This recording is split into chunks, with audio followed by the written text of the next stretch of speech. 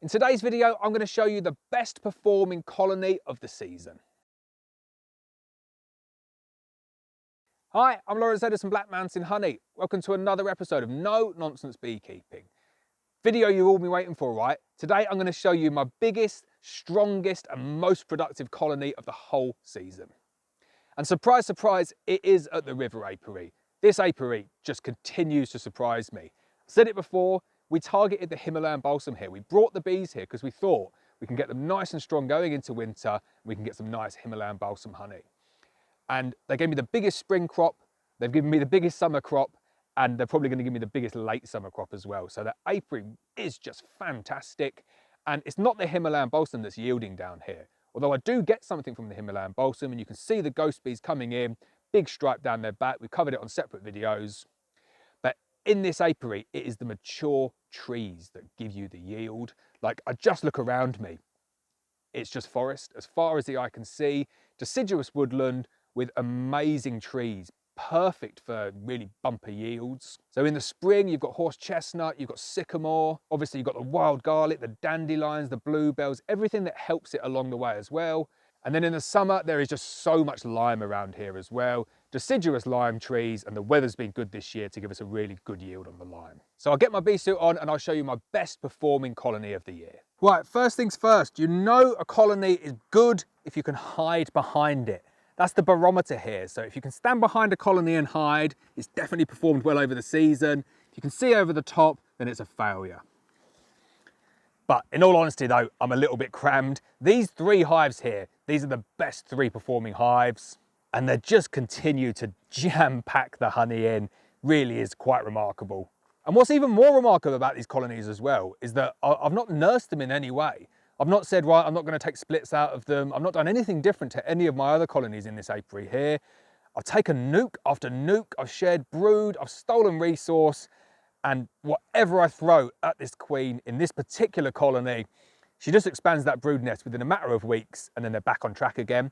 So I think I could have got more from this colony if I hadn't taken the nukes out, but obviously then I'm increasing the chance of the colony swarming as well. Regardless, I am very happy with this colony. So what I'm going to do in this video, I'll show you all of the different boxes, pull out a couple of frames, got 1, 2, 3, 4 national shallows, 1 national deep, all acting as supers, and then we've got a big, strong brood box as well. I'll show you inside there, I'll show you some of the patterns on the frames from the brood as well, take a picture of that queen, and just give you an overview of how big and how strong this colony is, getting into the middle of August now. So let's get straight in, starting with the top. I'll work my way down. Let's see what the bees have produced in 2021.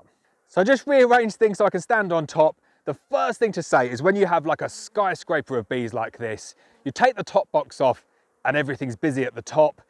You know it's going to be jam-packed full of bees. So really good to see from the top to the bottom, we are full of bees. That is the key to getting big bumper honey crops, big bumper colonies of bees. I know that sounds a little bit stupid and a little bit silly, because obviously the more bees you have, the more honey you're going to collect. But I see loads of colonies, and I see it from people on the internet, and the colonies just aren't that big. And there's nothing wrong with colonies that aren't that big. Different breeds, different species of bee will give you different crops of honey and have different temperament, different abilities to overwinter, different abilities to combat disease. The bees that I keep though, they are big colonies of bees, and it's not for everyone. Not everyone wants to deal with big stacks of honey like this every year. They don't want to have to deal with all of the bees flying up. You see some of my inspections and there's just a lot of bees, and for some people I do respect and appreciate that is not for everyone. However, they produce crazy crops of honey. So in North Wales, this is very, very good. And like I said before, this is a bumper crop of honey for us. So this is what the top of the top box looks like. And as I said, it's full to the brim with bees. And what's really nice as well is the fact that they're really calm. And this isn't the fact that it's a particularly calm colony. It's because they're busy and they're on a flow, and every single bee just has so much purpose. And at this time of the year, all they care about is getting as much honey as they possibly can. So I'll pull out a couple of frames and I'll show you just how well they've capped over the frames here and how much stores we're looking at. And there you go, look at that first box, and all of that honey is capped. They have not missed a cell on that frame there. I've broken the seal at the bottom, that's the open honey that you can see. But look at these frames, these are perfect frames of honey. Every single cell capped. And then look, even further down into the hive, I've not picked out the best ones. Every single frame in this top box is completely capped. Got to be weighing at least 20 pounds, this top box. So it's always a good start when the top box is looking like that. I'm expecting every single box pretty much to be like that. I do move things around, so you might find one box is not quite as advanced as this one. Hopefully though, as we move through, they won't have gone backwards in the last couple of weeks and we will still see tons and tons of honey. Just seriously, that is the heaviest you can get a super like that. Every single frame completely capped off. That is a super, super heavy box. Right, next box down then. And as you can see, I've broken the seal a little bit on there, so the bees will have to clean all of that up.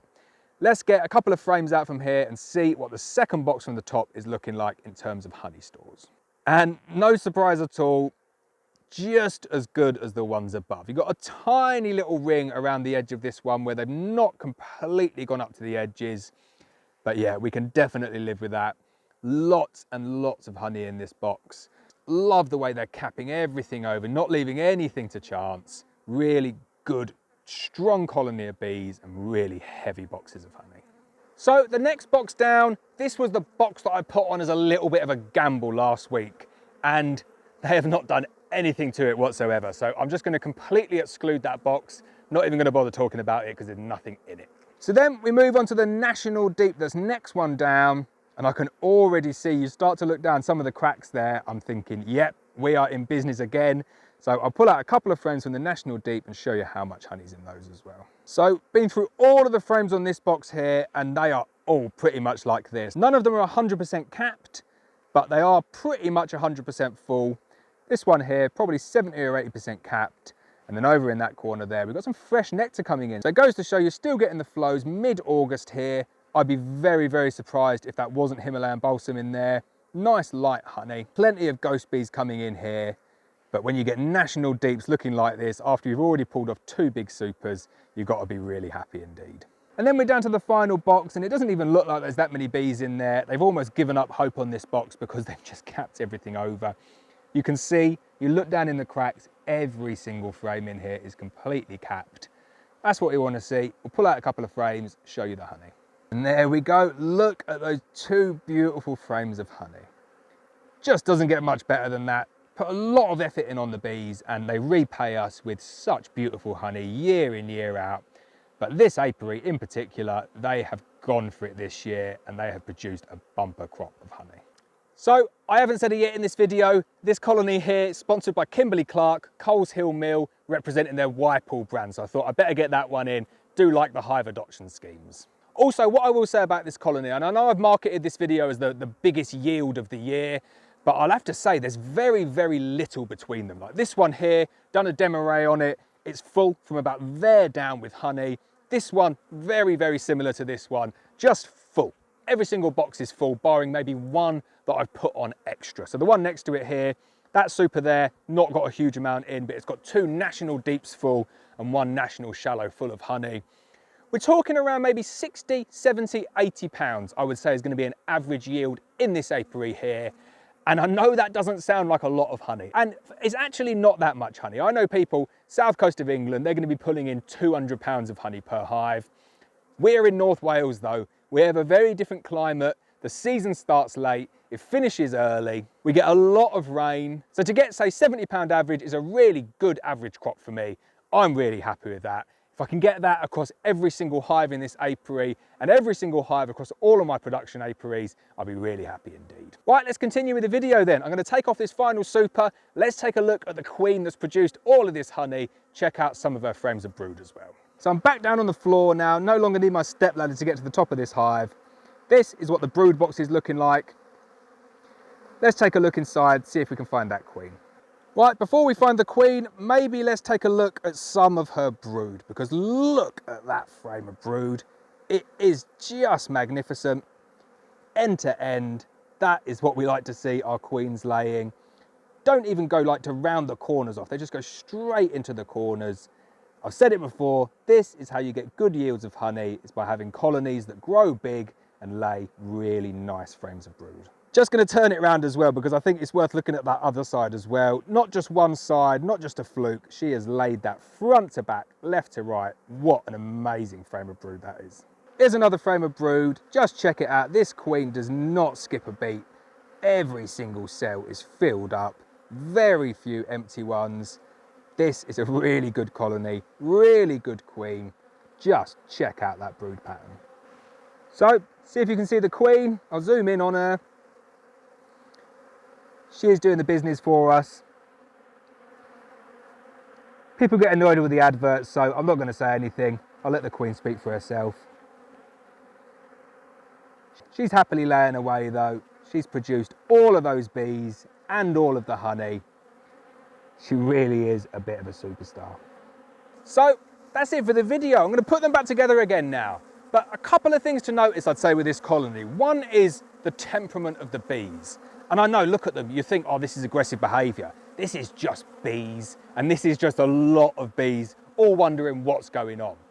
Go back to the beginning of this video when I took the top box off, not a single bee flew up. You work down to the brood nest, and then you're just going to get this. But don't mistake this kind of behaviour for aggressive behaviour. This is just me moving around in front of a very, very busy box of bees.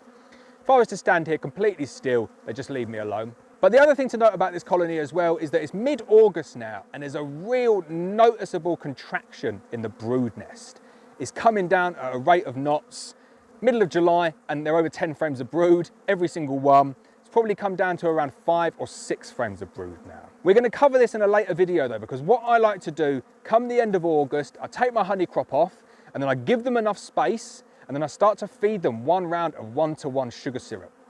Get that colony and the brood nest expanding again, getting it nice and strong going into winter, and then I fill it with loads of 2-to-1 sugar syrup, and then I've got a big heavy colony going into winter, but I've got a big strong colony of bees going into as well. We'll cover all of that on later videos, so don't worry about that. If you enjoy the content though, please do hit our subscribe button. But that's it for the video. Like I said, all of the hives in this apiary have done very, very well. They're actually very similar to this in terms of yield. We're talking about 3 or 4 boxes of honey, and there's a mixture of national deeps and national shallows. I'm going to give it another couple of weeks though, because I think that we're still getting a little bit of a late flow here from the Himalayan balsam. I'm going to take it as long as I possibly can, and then come the first week of September, I'm going to whip it all off, get the feeders out, get the Varroa treatments on, get myself ready for winter. But I hope you enjoyed the video. Always nice to see the production of honey come the end of the season. I hope you enjoyed it. As always, please hit the subscribe button. Please hit the bell so you're notified of every video, and I'll see you next time.